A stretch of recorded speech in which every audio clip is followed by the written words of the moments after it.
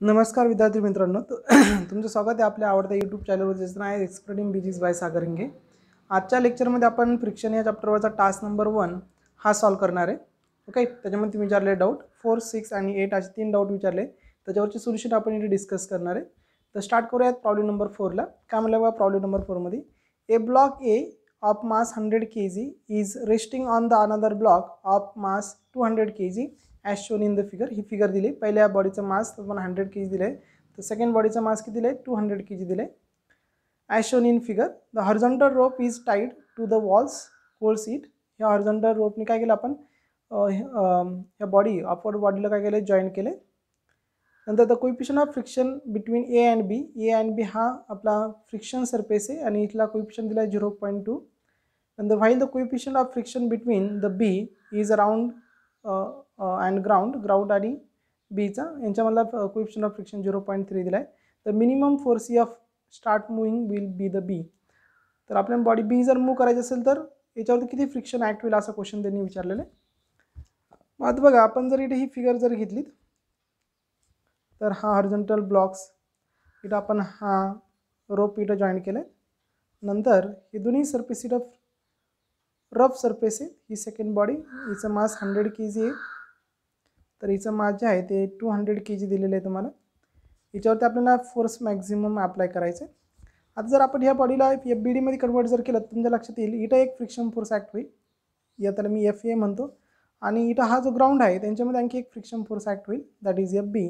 आणि हे दोन फ्रिक्शन फोर्सेस आहे, ज्यावेळेस बॉडी इकडे मूव्ह होईल त्यावेळेस हे दोन्ही फ्रिक्शन फोर्स काय करणार आहे, अपोज करणार आहे. रिझल्टंट मॅक्झिमम फोर्सेस जेणेकरून आपण बॉडीवरती फोर्स अप्लाय करणार. तर मिनिमम फोर्स किती पाहिजे, बॉडी जस्ट बी जी आहे ती मूव्ह होईल, तो FA प्लस FB असणार आहे. FA काय आहे तुमचा, which is a friction force between A and B, आणि FB काय आहे friction force between B and ground. तर मग आता फ्रिक्शन फोर्ससाठी आपण FA जर कॅल्क्युलेट जर केलात तर पहिल्या बॉडीला आपण FBD मध्ये कन्वर्ट जर केलं तर अपवर्डला नॉर्मल फोर्स, डाऊनवर्डला तिचं weight M1G. Okay, first body तिचं मास M1 आहे आणि इकडे ॲक्ट होणार आहे that is a friction force FK. आणि मग हा FK जर आपण कॅल्क्युलेट केला तर हा मिळेल आपल्याला म्यू इंटू N आणि इथं म्यू इंटू MG मिळेल. ओके, मग आता ही झाली FA, थोडक्यात FA not kinetic, it is a static friction. आता सेकंड बॉडीला आपण जर FBD मध्ये कन्वर्ट केलं, सेकंड म्हणजे आता पूर्ण सिस्टीमच करावं लागेल. तर यांच्यावरती ॲक्ट होणारा अपवर्डला नॉर्मल फोर्स दोन्ही बॉडीजमुळे, आणि इथं ॲक्ट होणारा दुसरा दॅट इज FB, आणि हा डाऊनवर्डला MG. ओके, तर आपण FB जर कॅल्क्युलेट केला तर हा परत आपल्याला मिळेल म्यू N. पण N ज्यावेळेस आपण FB वरचा घेणार आहे तो कसा असणार आहे, याचाही मास आपण कन्सिडर करणार, ज्यावेळेस ह्या सरफेसमध्ये, कारण ही बॉडी याच्यावरून स्लाईड होते ना दोन्ही बॉडी. म्हणजे ज्यावेळेस आपण FBचा विचार करणार आहे त्यावेळेस आपल्याला दोन्ही बॉडीचा मास घ्यावा लागणार आहे. सो N काय असेल M1 plus M2 into G. तर अशा पद्धतीने तुम्हाला FB आणि FA माहीत झाला. तर आपण इथं रिझल्टंट फोर्समध्ये इथे ही व्हॅल्यू टाकूयात. So F is equal to तुम्हाला मिळेल that is F is equal to FA plus FB. FA आला होता आपला that is mu M1G, so mu M1G plus FB आला म्यू इंटू म्यू1 म्हणेल मी, याला म्यू2 म्हणतो, इथला हा म्यू2, इथला म्यू1. ओके, हा surface.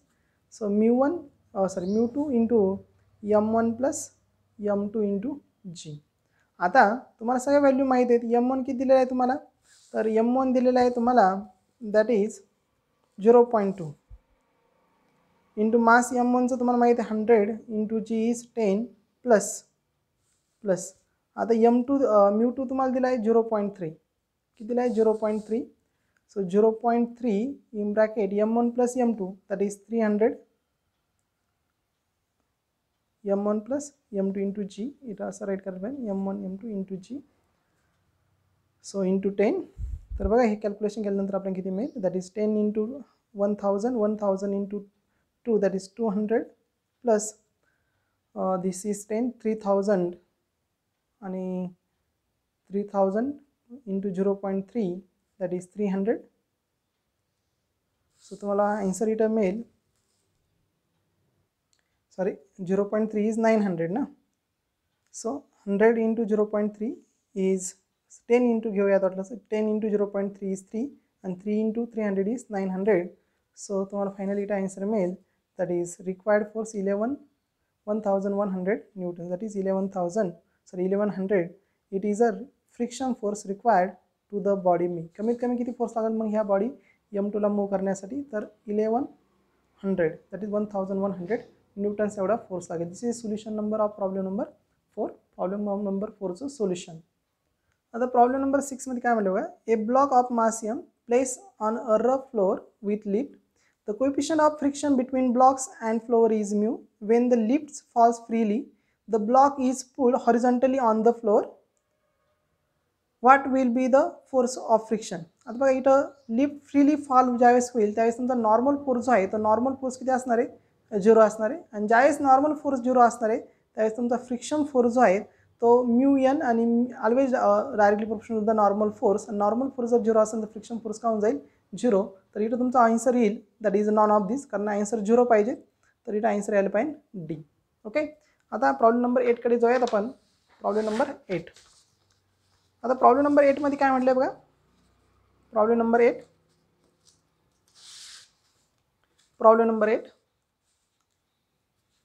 The upper half of inclined plane is inclination angle theta is perfectly smooth while the lower half is rough of body starting from the rest at the top comes back to the rest at the bottom if the coefficient of friction for the lower half is the. आता coefficient of friction आपल्याला lower हाफचं विचारलेलं आहे. काय म्हटलं बघा, आता problem समजून घे. ओके. तर बघा अशा पद्धतीचा इन्क्लाइन हॉरिझॉन्टल सरफेस आहे. हॉरिझॉन्टल सरफेसवरती हा incline surface at an angle theta आहे. आता जस्ट इमॅजिन दॅट एक सर्टन पॉईंट आहे. या पॉईंटवरून आपण एक बॉडी मूव्ह करतोय. कशावरून? या इन्क्लाइन प्लेनवरून. तर या इन्क्लाइन प्लेनचा हाफ पार्ट जो आहे, हाफ पार्ट म्हणजे सपोज त्याची लेंथ जर आपण एल जर घेतली, टोटल लेंथ जर एल जर घेतली, टोटल लेंथ एल जर घेतली, त्यातला हाफ पार्ट म्हणजे इथपर्यंत आपण जर घेतला तर हा रफ आहे आणि इथून अपवर्डचा पार्ट जो आहे तो स्मूथ आहे. आता ज्यावेळेस बॉडी इथून डाऊनवर्डला स्लाईड होणार आहे. ओके. बॉडी ज्यावेळेस स्लाईड होईल त्यावेळेस काय होईल बघा, इनिशियल आता इथं ज्यावेळेस बॉडी असणार त्यावेळेस इनिशियल स्पीड 0 असेल. ज्यावेळेस ती सपोज ह्या बी पॉईंटला पोहोचणार, रफ सरफेसपर्यंत पोहोचेल त्यावेळेस तिचा स्पीड किती असणार आहे? V असणार आहे.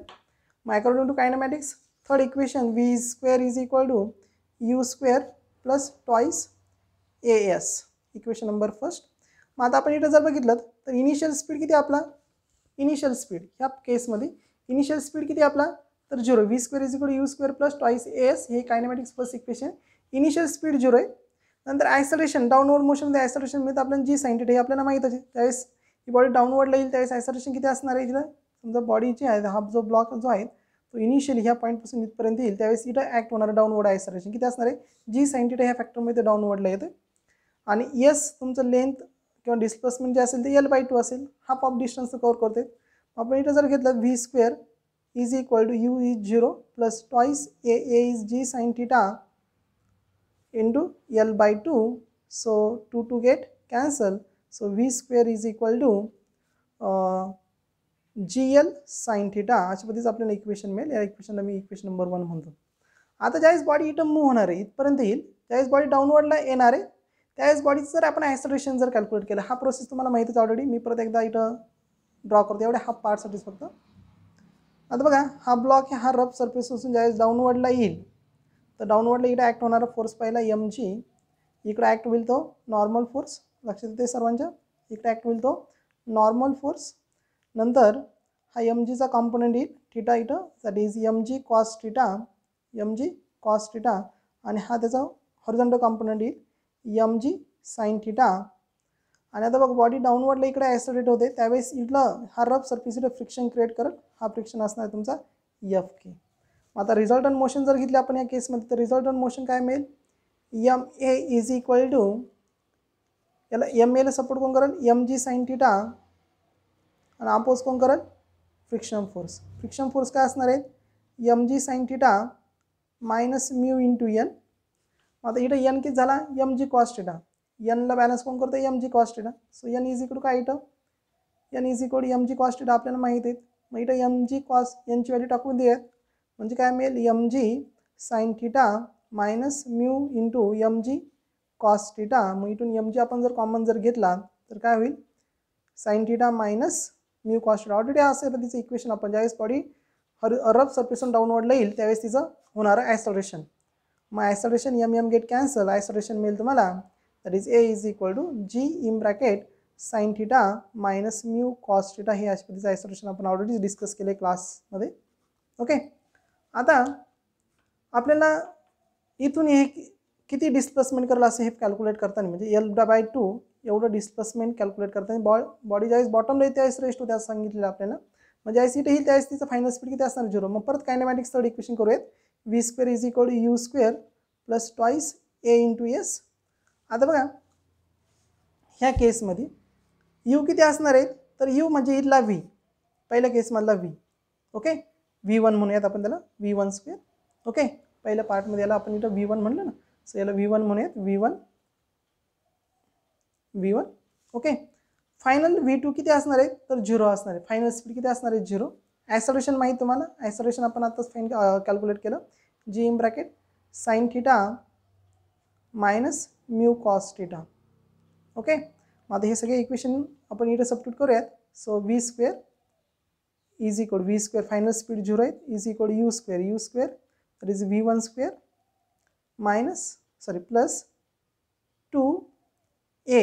a किती आहे g in bracket sine theta minus mu cos theta. आता हा झाला a इंटू एस किती येईल L/2 हाफ ऑफ डिस्टन्स. इथून पुढचं हाफ ऑफ डिस्टन्स किती L/2.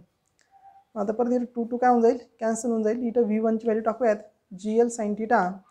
मग काय मिळेल बघा 0 is equal to GL sine theta into हा GL साइन थिटा मध्ये मल्टिप्लाय करूया sine theta minus 2 get cancel GL sine theta minus GL into mu cos theta. आता ही टर्म इकडे आणली तर काय होणार आहे प्लस होऊन जाईल. सो GL किंवा mu GL cos theta is equal to 2GL sine theta. या दोघांची ॲडिशन झाली GL sine theta plus GL sine theta. GL get cancel म्हणजे काय होईल mu is equal to 2 sine theta upon cos theta that is 2 tan theta. तर म्यूची value काय राहील मग 2 tan theta. Mu is equal to 2 tan theta. So this is a solution of problem number 8. तर mu किती मिळेल तुम्हाला 2 tan theta मिळेल. सिम्पल आहे. हा पार्टमध्ये आपण हा प्रॉब्लेम सॉल्व केला म्हणजे हा पार्टमध्ये इथं कायनेमॅटिक इक्वेशन इथून पुढे कायनेमॅटिक इक्वेशन केलं. पण इथं फ्रिक्शन फोर्स ॲक्ट होईल. इथं कोणत्या प्रकारचा फोर्स ॲक्ट होत नाही. जी साइन थिटा आणि तो काय येणार आहे डाऊनवर्डला ॲक्सेलरेट होईल.